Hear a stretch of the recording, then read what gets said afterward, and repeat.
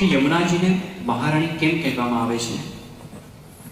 આપણે ત્યાં ઠાકોરજીની ઈચ્છા શક્તિનું સ્વરૂપ એ રાધાજી છે.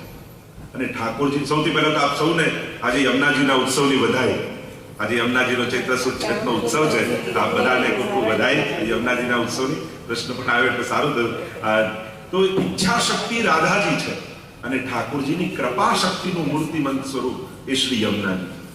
અને યમુનાજી સ્વયં સંયોગીની શક્તિ છે અને એ ખોટા પડેલા જીવોને પ્રભુની લીલામાં પહોંચાડનારા છે. યમુનાજી પર તો ઘણી બધી મહારાણી શબ્દ પર તો ઘણી આખી લાંબી ચર્ચા થઈ શકે, પણ એ જીવને પ્રભુ સુધી સંબંધ કરાવનારી સંયોગીની શક્તિ રૂપ છે, એટલે એને મહારાણી કહેવાય છે. એટલે જ આપણે ત્યાં કહ્યું ને કે લક્ષ્મીજી સાથે પણ એમની સરખામણી કઈ રીતે કરી શકાય? કારણ કે પ્રભુની સેવામાં કોઈ આવે તો લક્ષ્મીજી એને શોખ ગણે કે મારી સેવા ગઈ, મારી સ્વતંત્ર, અને યમુનાજી એને સખી ગણે કે ચલો પ્રભુની સેવામાં એક સખી વધી છે.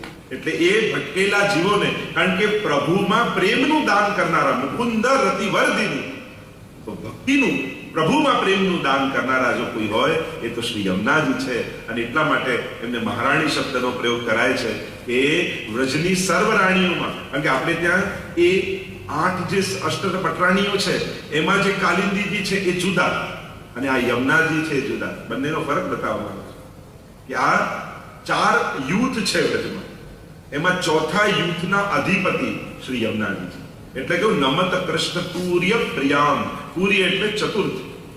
પહેલું યુદ્ધ નિત્ય સિદ્ધા ગોપીજનો, સ્વામીજી એના અધિષ્ઠાત્રી લલિતાજી, ચંદ્રાવલીજી, અને ચોથા રાણી શ્રી યમુનાજી કે જે કુમારિકાઓએ કાત્યાયની વ્રત કર્યું અને ત્યારે એમના મનોરથ પૂરા, કારણ કે એમની કૃપાથી રાસનો અનુભવ એમને થયો. તો જે રાસનું દાન કરાવનારા છે એ રાણી નહીં પણ મહારાણી છે. એટલા માટે યમુનાજી આગળ મહારાણી શબ્દનો પ્રયોગ કર્યો. સેવ્ય અને પુષ્ટાવેલા ઠાકોરજીમાં શું ફેર છે? નહીં, કે સેવ્ય અને પુષ્ટાવેલા એક જ વસ્તુ થયું કે જેની સેવ્ય કર્યા છે, જેને પુષ્ટ કર્યા છે. એટલે કે જે સેવનીય, જેની સેવા કરીએ એને સેવ્ય કહેવાય. એટલે બંને એક જ શબ્દ છે. ગૌસ્વામી 108 નો અર્થ સમજાવો.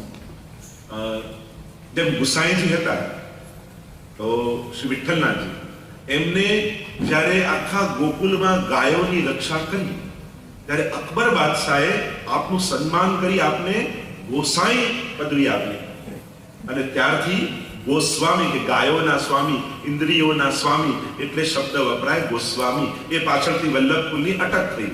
નહીં તો એમ તૈલંગ કુળમાંથી પ્રગટ થયા હતા, પણ પછી જ્યારે અકબર બાદશાહે સન્માન પદવી આપી ગોસાઈની, અને એ ગોસાઈજી પરથી ગોસ્વામી સરનેમ થયું. 108 એટલા માટે કે આપણે ત્યાં દરેક વલ્લભ કુલમાં વલ્લભનો ભાવ રાખે. અને સર્વોત્તમ સ્તોત્રમાં 108 નામ મહાપ્રભુજીના છે. એટલે એવો ભાવ રાખી કે આ 108 નામ શ્રી વલ્લભ રૂપે આમાં બિરાજમાન છે અને પાછળ પછી એનું નામ આવે કે આ નામ આમનું છે. જ્યારે પણ વલ્લભકુલને દંડવત કરીએ છીએ ત્યારે ભાવ વલ્લભનો જ રાખીએ, કારણ કે એ ભાવથી કરી તો પછી આશીર્વાદ પણ પછી અમારા નહીં, પછી તમને આશીર્વાદ પણ મહાપ્રભુજીના જ લાગે છે. તમે મહાપ્રભુજીનો ભાવ રાખીને વંદન કરો તો આશીર્વાદ કોઈ વ્યક્તિના નહીં, વલ્લભના જ લાગે છે. તો હંમેશા જ્યારે પણ કોઈ પણ આવા તત્વ યા એવા સ્થાનમાં જઈએ ત્યારે ઉત્તમ ભાવ રાખીને, વૈષ્ણવ પણ મળે તો વૈષ્ણવ માટે પણ દમલાજીનો ભાવ રાખીને મળવું, ઉત્તમ ભાવ રાખીને મળવું. કારણ કે જે ઉત્તમ ભાવના આપણી છે તે ઉત્તમ ફળની પ્રાપ્તિ આપણને થાય. તો એટલા માટે એ ગોસ્વામી શબ્દ આ ગાયોના સ્વામી તરીકે અટક તરીકે આવે છે. સાત ગાદી વિશે પણ સમજાવશો? એટલે ગુસાઈજીને જેમ 7 લાલજી થયા, તો પાછળથી આપણે એવું કે આ પહેલી ગાદી, આ બીજી, ત્રીજી, ચોથી, આ બધી પાછું આમ ઊંચેથી નીચે નથી, આમ જ છે. એમાં એ લોકો પછી નીચે નથી. આ તો વલ્લભ કુલના ઘરની વ્યવસ્થા કે 7 લાલજી હતા તો 7 સ્વરૂપ પધરાવે, 8 લાલજી હોય તો 8 સ્વરૂપ પધરાવે, 9 લાલજી હોય તો 9 સ્વરૂપ પધરાવે. પણ એમાં વૈષ્ણવે પછી અંદર વેચી લીધા કે આ પહેલા તારા, બીજી મારી, ત્રીજી તારી, ચોથી તારી. આ બધી આપણી અજ્ઞાનતા છે. ગોપાલદાસજી શું કહે? નિત્ય પ્રતિ ક્ષણુ ક્ષણુ શ્રી વલ્લભનો પરિવાર. વૈષ્ણવ માટે તો પ્રત્યેક વલ્લભ કુલ સમાન જ હોવો જોઈએ. ક્યારે પણ એવો ભેદ કે ઘરની, એમના ઘરની. અને ગુસાઈજીએ 7 ગાદી કરી જ નથી. ગુસાઈજીએ તો સદઘરા બનાવ્યું હતું કે 7 લાલજી એક ઘરમાં રહીને સેવા કરે. આ 7 ગાદીની ફિલોસોફી ગુસાઈજીની છે જ નહીં, મહાપ્રભુજીની છે. ઉલટાનો એક વૈષ્ણવ મહાપ્રભુજી પાસે આવ્યો અને પૂછ્યું કે આપનાને ગુસાઈજીમાં શું ભેદ? તો ગુસાઈજી પીઠ દઈને બિરાજી ગયા કે તમને અમારામાં ભેદ દેખાય છે. અને જે દિવસે આપણે વલ્લભના ઘરમાં ભેદ જોઈશું તો તો એક વસ્તુ નિશ્ચિત કરજો, મહાપ્રભુજી ક્યારેય રાજી નહીં થાય. આજ કોઈ વડીલ ઘરમાં બેઠું હોય અને કોઈ ભાઈઓમાં ભાગલા પડાવતું હોય તો દાદા ખુશ થાય કે નારાજ થાય? તો એમ જે વૈષ્ણવ વલ્લભ કુલમાં ભાગલા જોતું હોય તો એનાથી મહાપ્રભુજી ક્યારે રાજી થવાના નથી. એ તો બધામાં વલ્લભ કરીને જુએ ત્યારે મહાપ્રભુજી રાજી થાય.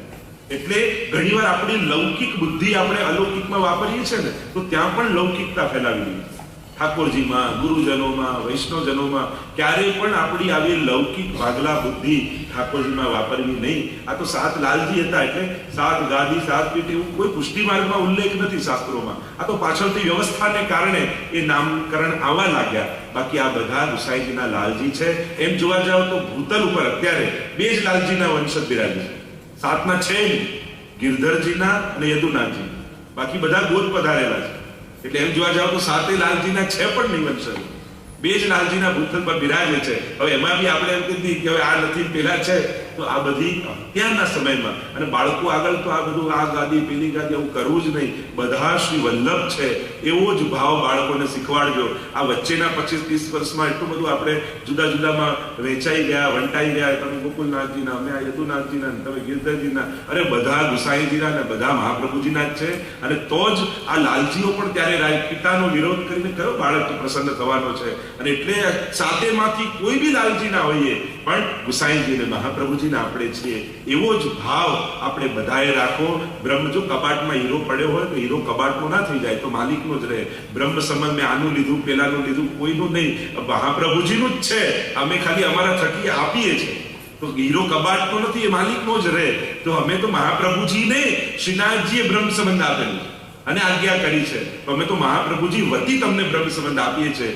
એટલે આવા નાના નાના ભાગલા કે નાના નાના વિચાર છોડી બધાએ નિત્ય પ્રત્યેક ક્ષણું ક્ષણું શ્રી વલ્લભનો પરિવાર રસના એ જે ગોપાલદાસજી આપણને બતાવી ગયા છે એ ભાવ મનમાં રાખી દરેકમાં વલ્લભને જોઈ અને વલ્લભના આશીર્વાદ લેવાની કોશિશ કરશો તો સાતે લાલજી પ્રસન્ન થશે. તો સાત લાલજી હતા એટલે સાત પ્રકારની વ્યવસ્થા. સેવા ક્યારે ન કરવી? ન કરવી એટલે એમ તો ઘણા બધું થઈ શકે, જેને નાચ કરવી હોય ઘણા બધા વાત થઈ શકે. પણ મહાપ્રભુજી બહુ લોજિકલ કારણ આપે. કોણે છોડી દેવી છે? અત્યાગ્રહ પ્રવેશે પર પીડાદી સંભવે સેવા તક્તવ્ય. મહાપ્રભુજી પણ કહ્યું છે અત્યાગ્રહ પ્રવેશ, કે જ્યારે કોઈ વસ્તુનો અતિ આગ્રહ તમને થઈ જાય કે કુવાના પાણી વગર તો ચાલે જ નહીં, આ વગર તો ચાલે જ નહીં, એમ ભગવાન કરતા જ્યારે વસ્તુઓને મોટું કરી દો કે કુવા પાછળ ઠાકોરજીને છોડી દો, પણ ઠાકોરજી પાછળ કુવાને ના મૂકી શકો, તો મહાપ્રભુજી કે એના કરતા સેવા છોડી દો. પછી તો કુવો મોટો થઈ ગયો ને, ઠાકોરજી કુવામાં પધરાય, કુવાની સેવા કરવી જોઈએ. મોટો એ થયો એની પાસે ઠાકોરજી છોડવા તૈયાર. તો કુવો મોટો નથી, પ્રભુ મોટા છે, એમના થકી આ બધું છે.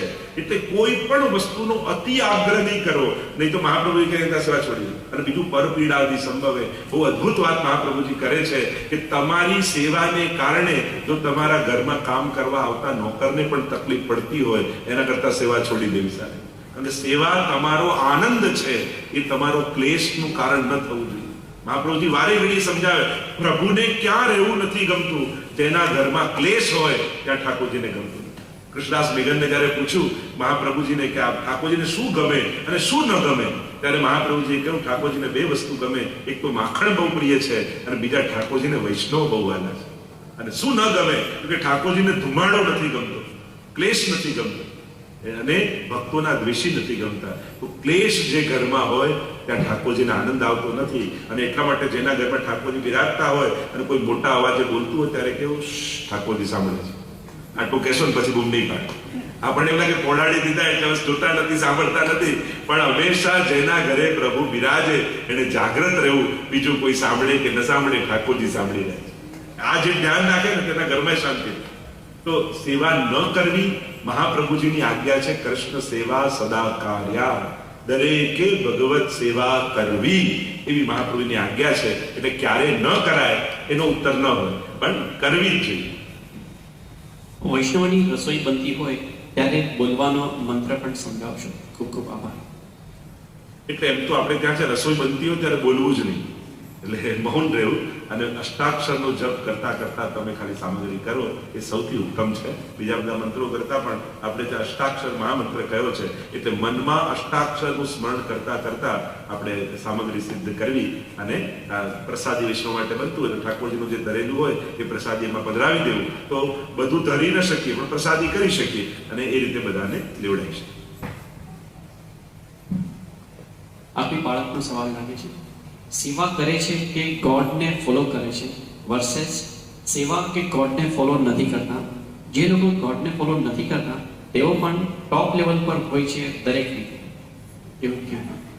એટલે એવું કોઈ નિયમ નથી ટોપ પર જવું એ એના એમ માનું કે એના ગત જન્મના પુણ્યો છે. તો ઘણીવાર આપણને એમ થાય કે આ ખોટું કરે પાપ કરે તોય આટલું જીવનમાં આગળ કેમ છે? કારણ કે ગત જન્મના એના પુણ્યો છે અને સંચિત થયેલા પુણ્યો સુખ આપ્યા વગર રહેતા નથી. તો સાર આપણે ઊંધો સાર લઈએ તો પછી આપણે મૂકી પાપ ન કરવા લાગીએ. અરે ના, ઉલટાનું એવું લેવું કે આને પુણ્યો કર્યા હશે તો આટલા પાપ કરવા છતાં સફળ છે તો લાવો હું પુણ્યો બાંધું તો મારા જીવનમાં સુખ આવે. આપણે પ્રેરણા લેતા શીખવું જોઈએ. એનામાં બુદ્ધિ વધારે હોય, હોશિયારી વધારે હોય એટલે લૌકિકમાં આગળ આવી શકે. એમાં કોઈ પણ ભગવાનને માનતો નથી એમ ન કહેવાય. એ ભગવાનના કોઈ બીજા રૂપને માને, એના કામમાં એટલી ધગસ આપે છે, એ કામમાં ભગવાનને જુએ છે અને પોતે પોતાની નિષ્ઠાથી કરે છે તો એ પણ એ ભગવાનની ઐશ્વર્ય, વીર, યશસ્વી, જ્ઞાન, વૈરાગ્ય આ ષડવિધ ઐશ્વર્ય છે. તો એમાંથી કોઈ ને કોઈ ભગવાન નહીં તો ભગવત્તાને ફોલો કરી રહ્યો છે. ભગવત્તા અનેક ઐશ્વર્યમાં પણ છે, બળમાં પણ છે, એના કાર્યમાં પણ છે, એની બુદ્ધિમાં પણ છે. તો ભગવાનને ન માનતો તો એની ભગવત્તાને માને છે. ભલે ભગવાન નામ નથી આપતું. કોઈ કે હું નેચરને માનું છું, કોઈ કે હું હ્યુમન બીંગને હેલ્પ કરવા માંગુ. મૂળ તો એ બધી ભગવાનની જ ઉપાસના છે વિવિધ પ્રકારની. એટલે એવું ન કહેવાય કે ભગવાનને નથી માનતો, પણ એ પૂરો પુરુષાર્થ કરી રહ્યો. જો ભગવાન ક્યાં એની જોડે છે કે એના એ ભણ્યો ન હોય ટોપ પર પહોંચો યા કઈ મહેનત ન કરી હોય ટોપ પર પહોંચો જુદી વાત છે. પણ એ પુરુષાર્થ કરે છે, એ ભણે છે, કોશિશ કરે છે અને એચીવ કરે છે તો એના પુરુષાર્થમાં એને ભગવાન દેખાય છે અને એટલા માટે ભગવાનને માને છે પણ પુરુષાર્થ રૂપે માને છે. ગુજરાતના 4 તીર્થ સ્થળ દ્વારકા, ડાકોર, તુલસી શ્યામ, શામળાજી આ ચારે મંદિરોમાં પુષ્ટિ માર્ગીય પ્રણાલી અને શ્રી ગુસાઈજીએ દર્શાવેલ પદ્ધતિ મુજબ શ્રી ઠાકોરજીની સેવા પ્રણાલી ચાલે છે. તો શા માટે પુષ્ટિ માર્ગીય વૈષ્ણવમંડળને સંબોધનોમાં આ તીર્થોનો ઉલ્લેખ કરવામાં આવતો નથી? કારણ કે ત્યાં મર્યાદા પુષ્ટિનો પ્રકાર છે, જગોદ્ધારક રૂપે વિરાજે છે. અને આપણે જ્યારે ગાઈએ છીએ, સ્મરીએ છીએ એ શુદ્ધ પુષ્ટિ પુરુષોત્તમ જે વ્રજલીલાના છે એની ઉપાસનાને આરાધના કરીએ છીએ. અને એટલા માટે આપણે ત્યાં એ વિશેષ પ્રકારે બધું ન ગાતા જે નિત્ય લીલાઓ છે ઠાકોરજીની વ્રજની લીલાઓ છે એને ગાવાનો વધારે પ્રકાર છે. એટલા માટે આ બધા વંદનીય છે, આરાધનીય છે. ઘણીવાર પ્રસાદ પણ ગમે ત્યાં, કારણ કે ઘણીવાર લોકોનું કયું દ્રવ્ય ત્યાં જાય, સીધું ભગવાનના ધરેલા પૈસાથી પ્રસાદ આપે તો દેવ દ્રવ્ય આદિનો દોષ હોય છે. એટલા માટે વંદન કરીએ, સ્મરણ કરીએ અને આપણે ત્યાં પુષ્ટિ પુરુષોત્તમની લીલાનું દાન કરીએ. આપશ્રીએ જણાવ્યા મુજબ આપણે સૌપ્રથમ હિન્દુ છીએ, ત્યારબાદ પુષ્ટિ માર્ગીય વૈષ્ણવ.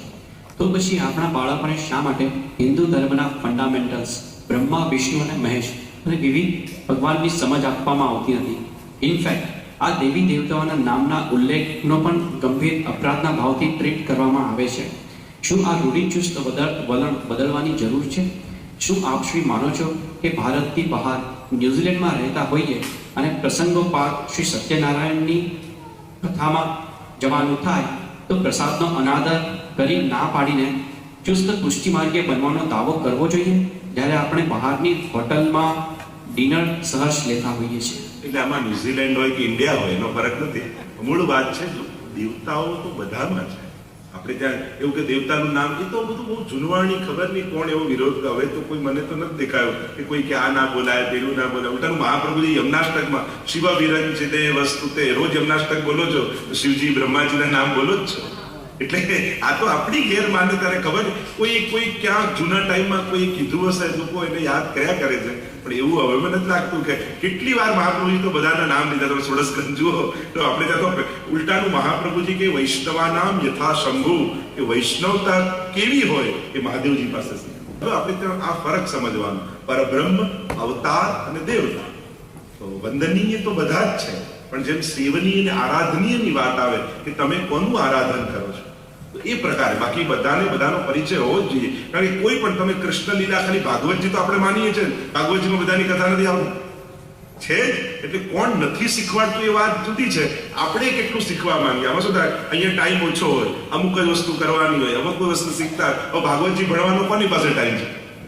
ગીતાજી ભણવાનો ટાઈમ છે તો હમણાં ભણાવીએ તો બધું જ આવી જાય. પણ આપણને ટૂંકાણમાં નાનકડું થોડું જોઈતું હોય તો જે બેઝિક વાત હોય એ જ શીખવાડવામાં આવે. બીજી વાત હતી કે અહીંયા આવીને જેમ સત્યનારાયણની આપણે કથામાં જઈએ, આ જઈએ, એવું તો ઘણા બધા અનુષ્ઠાનો છે. તમે કેટલું કહેજો, 33 કરોડ દેવતા છે. તમે બધાના ફોટા ઘરમાં લગાડવા જશો તો કયો કલર ઘરમાં તો એ નહીં ખબર પડે. અહીંયા પુષ્ટિ માર્ગની માન્યતા શું છે? તો બે પ્રકારની વાત. એક બધામાં ભગવાન જોવા અને બીજું છે ભગવાનમાં બધું જોઈ લે. એટલે અહીંયા ભેદ બુદ્ધિ નહીં રાખવી એવી સમજ છે, કોઈનો વિરોધ નથી. અહીંયા એમ છે કે ભગવાને જેમ વિરાટ સ્વરૂપ અર્જુનને બતાવ્યું અને બધા દેવી દેવતા ભગવાનની અંદર દેખાયા, તો અહીંયા એ ભાવ છે કે અમારા ઠાકોરજીની અંદર બધા દેવી દેવતાઓનો વાસ છે. એટલે અમે જુદું જુદું નથી કરતા, પણ મૂળમાં પાણી નાખીએ તો બધા પાંદડા લીલા થઈ જાય. એ ન્યાય અમે ઠાકોરજીને પ્રસન્ન કરીએ તો બધા દેવી દેવતા અમારા પર પ્રસન્ન થઈ જાય. જેમ દેવકીજીના ગર્ભમાં પ્રભુ આવ્યા તો બધા દેવતાઓ આવીને પુષ્પ વર્ષા કરી, એમ જેના ઘરે ઠાકોરજી બિરાજે છે એને ત્યાં બધા દેવી દેવતાઓનો વાસ આપમેળે થઈ જાય અને બધા આશીર્વાદ આપીને જાય. તો આ ફિલોસોફી રાખી. કારણ કે કેટલું બધું તમે એક કરશો મહાદેવ તો ભાઈ કહેવાય બ્રહ્માજી નથી, પછી કે આનું નથી કરતા, પછી કે આનું સાંઈ બાબા નથી કરતા, પછી કે આજરામ બાપા નથી કરતા, પછી કે આનું. હવે કેટલાનું માણસ કરી શકે? ક્યાંક તો નિષ્ઠા, ક્યાંક તો માણસે સાધના બતાવવી પડશે ને આપણે. નહીં તો જેટલાનું કરશો તો આ પ્રશ્ન તો ઉભો જ રહેશે. આ 5નું કરો છો પણ બીજા 5નું નથી કરતા, તો આપણે ક્યાં સુધી જવું? પછી 10નું કરીશું તો પછી કે હજી આ 10 કરો છો, બીજા 5નું નથી કરતા. તો એનો અંત શું? એનો અંત એ છે કે તમારા આરાધ્ય ઈષ્ટમાં એટલી શ્રદ્ધા બેસાડો કે બધાનો અનુભવ તમને ત્યાં થઈ જાય. એટલે પુષ્ટિ માર્ગમાં શિવરાત્રી આવે તો ઠાકોરજી વાઘાંબરના વસ્ત્રો ધરે છે. આપણે ત્યાં બધાની ઉપાસના છે, બધા જ સમાયેલા છે, પણ ઠાકોરજી પરક છે કે મારા પ્રભુમાં બધાનો વાસ છે. નવરાત્રી આવે તો એ ઉજવાય, ગણેશ ચતુર્થી આવે તો દંડાચોથ ઉજવાય. હવેલીમાં શું નથી ઉજવાતું? જોગી લીલા થાય રાધાષ્ટમીના દિવસે, મહાદેવજી બનીને આખી કીર્તનો ગવાય, સ્પેશિયલ એના કીર્તનો છે. એટલે આ તો આપણી ગેરસમજ છે કે આપણે બધાનો કોઈનો વિરોધ નથી, બધાનો પણ અનન્યતા. જો પુષ્ટિ ભક્તિ છે ને એ ગોપીજનોની ભક્તિ છે. અને ગોપીઓની ભક્તિ કેવી? આજે ગોપી શું કરે? સોમવારે શું કરે? મંગળવારે શું કરે? બુધવારે શું કરે? રોજ જુદે જુદે જાય કે સોમવારે આને ભજન, મંગળવારે આને ભજન, બુધવારે આને ભજન. અત્યારે તો લોકોને દર વારે ભગવાન જુદા જોઈએ છે. સોમવારે આ, મંગળવારે મારો ભગવાન બદલાઈ જાય, બુધવારે ભગવાન બદલાઈ જાય. જેવો વાર એવા ભગવાન. આ કોઈ શાસ્ત્રોમાં લખ્યું નથી કે દરેક વારે જુદા જુદા ભગવાન ગોતવા અને ભજવા. શાસ્ત્રોમાં એ છે, આપણે કહેતા યહ નિત્યનેમ યશોદાજુ મેરે તિહારે લાલ લડાવન કો. અમારો તો આ જ નિત્ય નિયમ છે કે રોજ તારા લાલનને લાલ લડાવ. તો આ ગોપીજનોની ભક્તિ એ પુષ્ટિ ભક્તિ છે. અને ગોપીજનો જે મીરાબાઈએ કહ્યું, મેરે તો ગિરધર ગોપાલ દૂસરો ન કોઈ. હવે તો મીરાબાઈ જોડે ઝઘડો કરવા જશો, આવું બોલી ગયા, બીજા કોઈ તમારા નહીં, ઠાકોરજી ખાલી તમારા. આપણે વંદન એની નિષ્ઠાથી આદર જાણે. કોઈ પતિવ્રતા પત્ની હોય એમ કે હું તમારા પતિને જ માનું છું, તો એના માટે રિસ્પેક્ટ થાય કે તમને હિમ ભાવ થાય કે આજુબાજુ વાળા ફરિયાદ કે આ તો પતિને જ પ્રેમ કરે, બીજા કોઈ નથી કરતું, આવું થાય. તો એ પતિને જ માને એનું ગૌરવ છે. તો આ પાતિવ્રત ભક્તિ જેમ નારદજી ભક્તિ સૂત્રમાં બતાવી, મને કોઈ તો ગ્રંથમાં બતાવો કે કોઈ ગ્રંથમાં ગીતાજીમાં, ભાગવતજીમાં લખ્યું કે સોમવારે આ કરવું, મંગળવારે આ કરવું, બુધવારે આ કરવું. ક્યાં ગીતાજીમાં એવું લખ્યું છે? કોઈ શાસ્ત્રોમાં નથી લખ્યું. પણ આપણે બધાને રાજી કરવા જઈએ એમ થાય કે ક્યાંક કોઈથી ક્લિક થઈ જાય તો આપણે નીકળી પડે. આ ભક્તિ છે જ નહીં. રિસ્પેક્ટ તો જીવ માત્રને આપવાની વાત છે. આપણા આચાર્યો કહે જીવ માત્રનો આદર કરવો, કોઈનો અનાદર ન થાય. બધા જ આદરણીય છે, વંદનીય છે, બધાનો રિસ્પેક્ટ થાય. પણ ભક્તિ તો ક્યાંક એક જગ્યાએ થાય કે 10 જગ્યાએ ખાડો ખોદીએ તો પાણી ન નીકળે 10 ફૂટ, પણ એક જગ્યાએ 100 ફૂટ ખોદીએ તો પાણી નીકળે. એમ ભક્તિમાં ઊંડાણ જરૂરી છે, વિસ્તાર નહીં. કારણ કે વિસ્તાર કરવા જશો ને તો અંત જ નહીં આવે. એટલે જેની પણ ઉપાસના હોય, જો તમે કોઈને પણ ગાઓ, હનુમાન ચાલીસા ગાઓ તો ઓર દેવતા ચિત્ત ન ધરીએ હનુમત સહી સર્વ સુખ લઈ આવે છે કે એમાં ઝઘડી પડો છો? અરે તમે આવું ગાઓ છો હનુમાન ચાલીસા, ઓર દેવતા ચિત્ત નહીં ધરવાના, હનુમાનજી ચિત્ત લેવા. પણ જ્યાં ભક્તિ કરો, જો જેની ભક્તિ કરો છો એના જ ન થયા તો પછી કોના થશે? એટલે આપ સમજો આ વાત. આ કોઈનો વિરોધ નથી પુષ્ટિમાં, પુષ્ટિ માર્ગ એટલે ભક્તિની ગોપીજનોની ભક્તિ છે કે ગોપી શું કરે બસ એ રીતે જે જીવે એનું નામ પુષ્ટિ માર્ગીય વૈષ્ણવ. તમને મીરાબાઈ માટે આદર છે, તમને ગોપી માટે આદર છે, તો આદર છે તો તમને એક વૈષ્ણવ માટે પણ આદર થવો જોઈએ કે આ એના શ્રદ્ધા એના ઈષ્ટ માટે કેટલો દ્રઢ છે, એની અનન્યતા એનું પાતિવ્રત ધર્મ છે. અને કીધું કે પેલો પ્રસાદ તો કોઈનો અનાદર નહીં કરવો, કોઈ પ્રસાદ આપ્યો લઈ લે, પણ પાતિવ્રત ભક્તિ છે ને. એટલે પાતિવ્રત ભક્તિમાં શું થાય કે કોઈ કન્યા પરણીને ઘરે આવે તો જેઠ હોય, દિયર હોય, સસુર હોય, પણ એઠું તો પતિનું જ લે, બાકી બધાનો આદર જરૂર રાખે. તેમ પાતિવ્રત ભક્તિ હોવાને કારણે ઠાકોરજીનું ધરેલું લઈએ પણ ક્યારેય કોઈનું અનાદર ન કરાય. બીજું ભલે લઈ લે પણ કોઈનું ઉચ્છિષ્ટ તો કેવલ પ્રભુ, કારણ કે બ્રહ્મ સંબંધ દ્વારા આપણે શરણાગત થઈએ. જેમ કોઈનો વિવાહ થાય ને કોઈની સાથે, તો આ પણ અલૌકિક વિવાહ માનવામાં આવે છે કે તમારો આ જીવાત્માનો ભગવાન સાથેનો અલૌકિક વિવાહ એ તમારું બ્રહ્મ સંબંધ છે, કે આથી તમે ઠાકોરજીના થયા. અને તમે આવી પાતિવ્રત ભક્તિ, નારદજીના શબ્દોમાં કહું છું, આ મારા ઘરનો નથી કાઢતો, તમે હોય તો શાસ્ત્રોમાં બતાવો, નારદ ભક્તિ સૂત્ર જુઓ, ગીતાજી જુઓ, ભાગવતજી જુઓ, આ બધા ગ્રંથોમાં પુષ્ટિ માર્ગીઓ કોઈ ઘરેથી નથી કાઢી, શાસ્ત્રોક્ત ભક્તિ કરીએ છે. એટલા માટે એટલે આ બધા વિવેક છે, એને છે ને લૌકિક બુદ્ધિએ નહીં જોવા કે આનું તમે આમ ના કર્યું, પેલાનું ના કર્યું, ફલાણાનું ના કર્યું. તો આમાં કોઈનું અહિત કરવાનું નથી, કોઈનું અપમાન કરવાનું નથી, પણ આપણા ઠાકોરજીમાં બધાનો વાસ છે એવો ભાવ રાખી એમનું નમન કરીએ, મૂળમાં પાણી નાખીએ છે તો બધા પત્તા લીલા થાય. એમ જે ભગવાનને ભજે છે એના પર બધા દેવી દેવતાઓ પ્રસન્ન થાય છે. તમે શાસ્ત્રોમાં જોયું, ગીતાજીમાં જોઈ લો, તમે જેને ભજો એને પામો અને મને ભજનારો મને પામે છે. એ પ્રભુની સ્પષ્ટ વચનો છે. આ યો યો યામ યામ તમ ભક્ત શ્રદ્ધા અર્ચિતો વિચ્છતિ. ક્યારેક ગીતાજી ઉપર જોઈશું ત્યારે ખ્યાલ આવશે કે કેવું આખું એક સુંદર રીતે ભગવાને બધું બતાવેલું જ છે. આપણે વાંચતા નથી, આપણે મૂળ ધર્મ ગ્રંથો જોતા નથી અને એટલા માટે કન્ફ્યુઝન પેદા કરીએ છીએ, આવું કેમ પેલું કેમ. પણ મૂળ ધર્મ ગ્રંથો વાંચીશું તો કોઈ ભેદ નથી, દરેકને આદર છે, દરેકને રિસ્પેક્ટ છે. પણ જો તમારે ભક્તિ જ કરવી છે તો પછી ભગવાનના થવું પડશે. પ્રભુના થઈને એની ભક્તિ કરશો તો એનો અનુભવ કરી શકશો. બાકી વ્યવહાર કરવો છે, બધાને સારું લગાડવું છે, તો પછી ક્યાંય કમી નહીં. આપણે ત્યાં તો શાસ્ત્રોમાં જો આ જેમ આપણે ત્યાં સર્વધર્મ મંદિર હોય છે, એ પણ વેસ્ટર્ન કલ્ચરની દેન છે. તમે જૂના જેટલા પણ મંદિરો જોશો તો એમાં બધા ભગવાન ક્યાંય ભેગા નહીં હોય.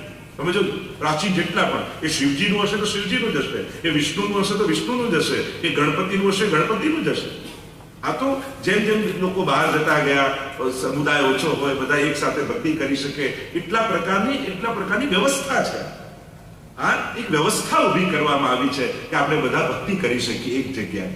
બાકી શાસ્ત્રો તમે જેનું આરાધન કરો છો એની પૂર્ણ નિષ્ઠાથી આરાધન કરો અને ભગવાનને માનનારો, બધાને પ્રેમ કરનારો હોય જ. એ ક્યારેય કોઈનો વિરોધ કરનારો ન હોય. એટલે ક્યારેય કોઈ દેવી દેવતાનો વિરોધ કરવો નહીં. બધા જ આદરણીય છે, સન્માનનીય છે. મહાપ્રભુજી પોતે પૃથ્વી પરિક્રમા કરવા પધાર્યા અને જે તીર્થોમાં પધાર્યા એ દરેક મંદિરોમાં જઈને વંદન કર્યા છે મહાપ્રભુજી. અને એટલા માટે ક્યારેય કોઈ એવી ગેરસમજ નહીં રાખવી ને કોઈનું પણ અનાદર, જીવ માત્રનું અનાદર નહીં કરવું. તો દેવી દેવતાઓ તો બધા વંદનીય છે. મહાપ્રભુજી તો 16 દિનમાં અનેક વાર નામ લીધા છે. એટલે હવે એવું તો કોઈ મને તો નથી દેખાતું કોઈ નામે ના લેતું હોય કે ક્યાં કોઈ એવી વાયકા પુષ્ટિ માર્ગમાં નીકળી ગઈ છે કે નામે ન લે. પણ કદાચ હોય બી તો બધું છોડી દેજો.